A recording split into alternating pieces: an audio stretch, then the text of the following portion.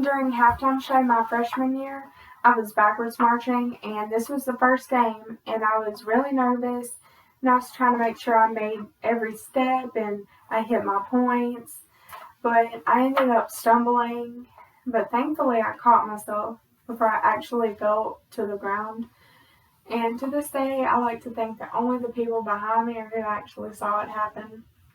Today, I want to teach my audience about 3 different types of high school bands, which include marching band, symphonic or concert band, which is the same, and jazz band. I started band in 6th grade and I've loved it ever since then.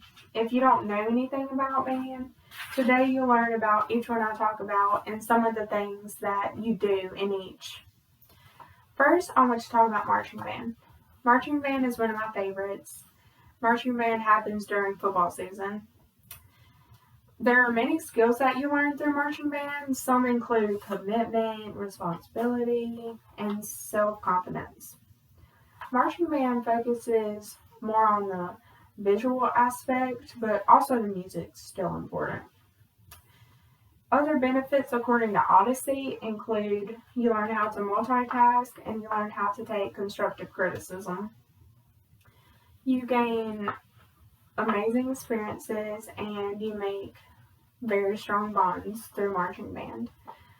Through all those football games, the trips, the concerts, the fundraisers, and pep rallies, those bonds become even better and stronger. Now that I've shared about marching band, I want to talk about symphonic or concert band. This is symphonic or concert band is the same, it's just there's 2 different names for it. And according to musicterms.dystropium.com, symphonic band is an American term for a wind ensemble that includes some percussion and occasionally strings. This band is more focused on technique.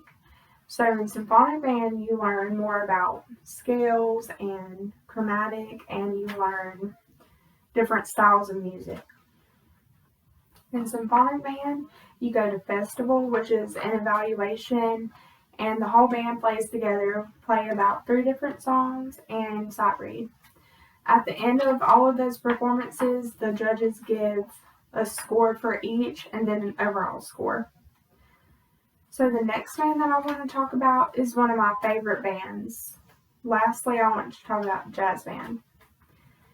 From americanhistory.si.edu, jazz developed in the United States in that very early part of the 20th century.